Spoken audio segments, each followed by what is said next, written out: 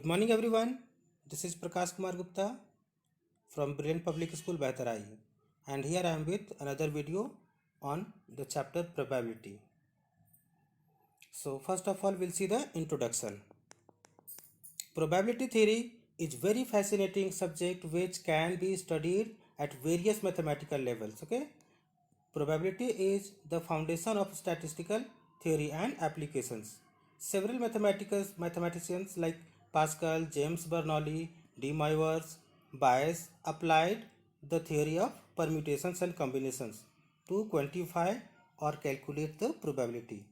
Today, the probability theory has become one of the fundamental technique in the development of statistics. So the term probability in statistics refer to chances of occurrence of an event among a large number of possibilities. So here we can say in other words, several events are said to be dependent on the occurrence of an event is affected by the occurrence of any number of remaining events in a series of trials. So measurement of probability, there are three approaches to construct a measure of probability of occurrence of an event, and they are namely classical approach, which we have studied in class 9th, frequency approach that we have studied in class 10th, and now in class 11th we have axiomatic approach. First of all, we'll see what is classical or mathematical approach. So in this approach, we assume that an experiment or trial results in any one of many possible outcomes, each outcome being equiprobable or equally likely. Definition of the classical approach. If a trial results in an exhaustive, mutually exclusive, equally likely and independent outcomes, and if m of them are favorable for the happening of the event E, then the probability P of occurrence of an event E is given by, what is the formula for this? Already we are knowing PE equals to number of outcomes favorable to event E divided by exhaustive number of outcomes, or we can say in another words, total number of outcomes. Okay, that is m by n we can say. Next is empirical or statistical approach. This approach is also called the frequency approach to probability. Here the probability is obtained by actually performing the experiment large number of times. As the number of trials and increases, we get more accurate results. So definition of this is, consider a random experiment which is repeated large number of times under essentially homogeneous and identical conditions. If n denotes the number of trials and m denotes the number of times an event A has occurred, then probability of event A is the limiting value of the relative frequency, that is m by n. Next, what we are going to study now, which is axiomatic approach. This approach was proposed by Russian mathematician A.N. Kolmogorov in 1933. So axioms are statements which are reasonably true and are accepted as such without seeking any proof. Okay, here proof is not required. Definition of this is, let S be the sample space associated with a random experiment. Let A be any event in S. Then probability of the event A is the probability of occurrence of A in the following axioms are satisfied. So first of all, it is first one is, probability of any event should be greater than or equal to 0 when A is any event. Second one is, probability of sample space, means complete elements if you are taking, will be equal to 1. Third one is, probability of A union B will be equal to probability of A plus probability of B when event A and B are mutually exclusive. So these some terms is defined in later slides. Okay. Now some terminologies. Random experiment first of all. Here in the random experiment, in an experiment or trial is repeated under the same conditions for any number of times and is possible to count the total number of outcomes, and this only is called random experiment. So sample space is what now? The set of all possible outcomes of a random experiment is known as sample space and denoted by the set complete set S, and this is similar to universal set in the set theory. We have studied in set chapter, no, that one.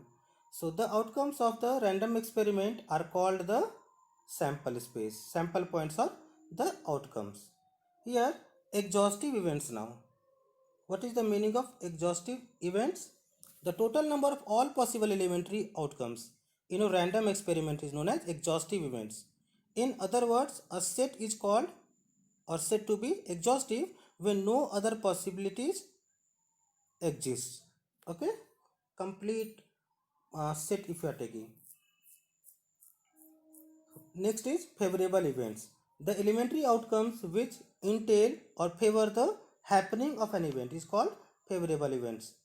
That is the outcomes which help in the occurrence of that event. Next is mutually exclusive event. Events are said to be mutually exclusive if the occurrence of an event totally prevents occurrence of all other events in a trial.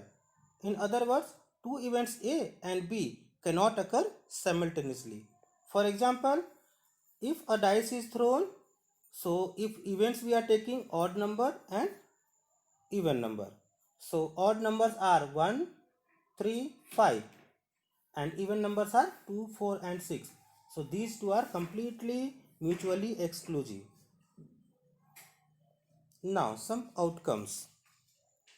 Probability outcomes. Define an outcomes as a result of a random event.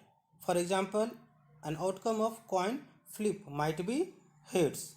What are the possibilities? Possible suits in a standard deck of playing card. How many playing cards are there in each suite? So all these are coming under probability outcomes. Now some algebra of events. Under this, if three events A, B and C are there with sample space, complete sample space is S. So if A union B, either A or B or both comes. If A intersection B, both A and B, you are knowing already. A dash not A minus B, A but not B. A union B whole dash is equal to A dash intersection B dash. If A, B and C are three events in the sample space S, then what happens? Probability of A union B union C equal to probability of A plus probability of B plus probability of C minus probability of A intersection B minus probability of B intersection C minus probability of C intersection A plus probability of A intersection B intersection C. If A, B and C are three mutually exclusive events, if they are exclusive, then intersection and unions are removed. So in this case, probability of A union B union C will be equal to probability of A plus probability of B plus probability of C. Next, some more formulas are there. Let S be a sample space and E be an event in S. Then probability of E equals to 1 minus probability of E. Let us see how this law comes from the axioms. So we are knowing already 1 is equal to probability of sample space and probability of E union E if they are exclusive. Now probability of not E will be equal to what? Probability of means 1 minus probability of E. Similarly, if A is an event, so we can have probability of A is equal to what? 1 minus probability of not A. Now some equally likely outcomes. Outcomes with the same probability. All the outcomes having same probability are called equally likely. Okay. Experiment or activity. Some here experiment or activities are there. One coin is tossed. So either head or tail will come. So head and tail are the equally likely events. So what is the chances of coming each? Half half, either head or tail.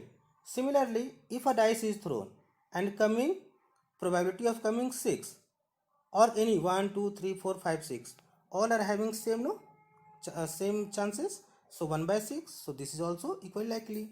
Here one spinner is there, and in this spinner total 5 colors are there. So if this spinner is spinned, so what is the probability of coming? Here it is given for P. So the probability will be 1 by 5. So all are here also equally likely outcomes. All the possible outcomes of a probability experiment or activity are called the sample space. Depending on the circumstances, outcomes are not always equally likely. Okay, that's all for today. Thank you very much, everyone.